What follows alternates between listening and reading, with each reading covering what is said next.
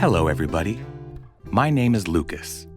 In November 2020, my brother Mateo contracted COVID-19 like so many of us did.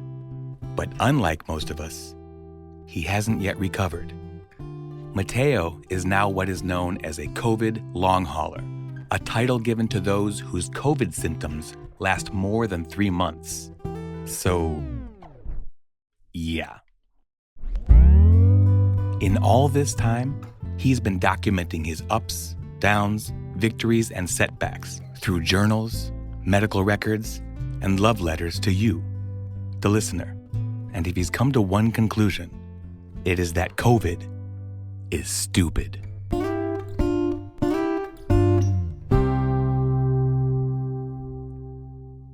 January 2021.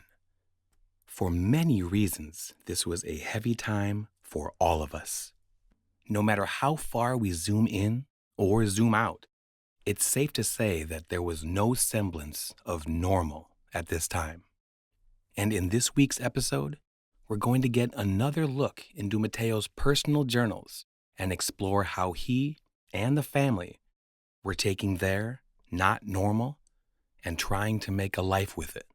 From what foods were in the house, to what doctors had to say, to where to catch Pokemon. Let's take a look at what it meant to find normalcy for my big brother Mateo in January 2021. 1/4/21. Still not dead. Can't say I'm getting better, though. Walking kicks my ass. Talking kicks my ass. Walking while talking sucks. I have a follow-up with my doctor tomorrow. I emailed him a list of symptoms. Also, wifey called University of Iowa post-COVID clinic for me. She said I have to call to update my file. Then they can set an appointment. I called and was told I'd already been approved as a patient. My assumption is my doctor sent my files already. They reviewed and I'm in. Tried to role play. It didn't go well. Even listening in, I felt awful. Not sure how it's going to go in the future. 1/10/21. 2 months. 2 months since I got my positive result. 2 months since I was able to claim healthy as my status. 2 months since the outbreak at work. 2 months. And I was barely able to get up the stairs today.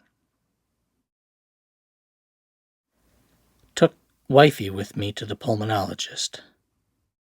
She got to push me in a wheelchair. Did a breathing test. So far, all the tests are fine. At least not bad enough that there's an explanation for the wheezing and the panting, the fatigue, and all that. Wifey's frustrated. I'm medicated, so I'm taking it a little softer than usual. Besides, I don't have the energy to get upset. 1/16/21. So, this morning, I was gonna go get Pokemon, but wifey said she'd come with me. It'll be fun to get out of the house, she said. Kiddo came too.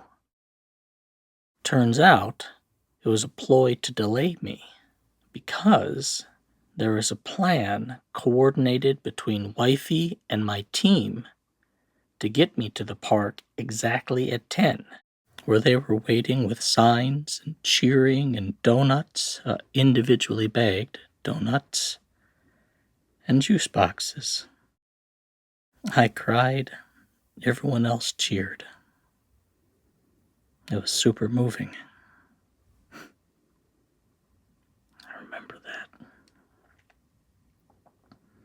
1/21/21.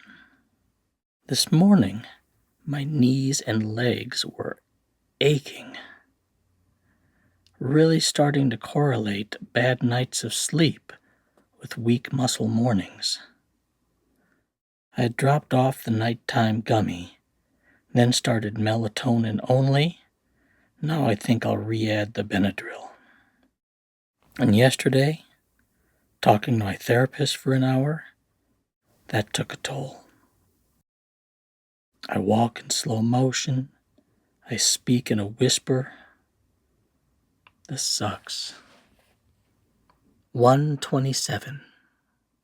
I hit level 34 on Pokemon Go. I may officially be obsessed. I go to the park frequently to refill my Pokeballs.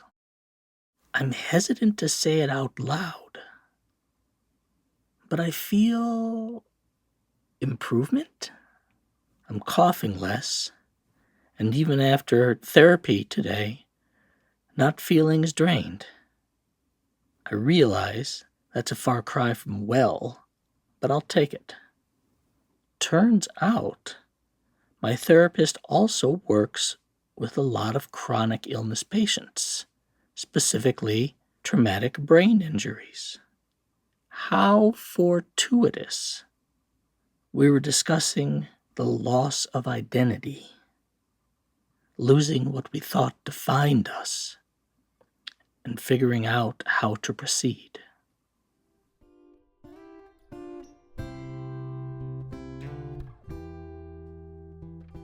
Wow.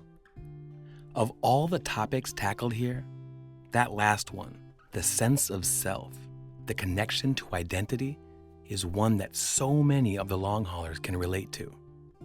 How to see yourself as you in the midst of all that's changed? And to the long haulers listening, I'm curious, how does that resonate with you? Why not share some of your journey through that with us?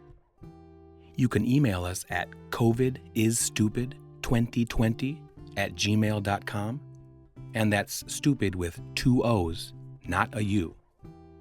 Especially if you've never reached out before, let us know you're there.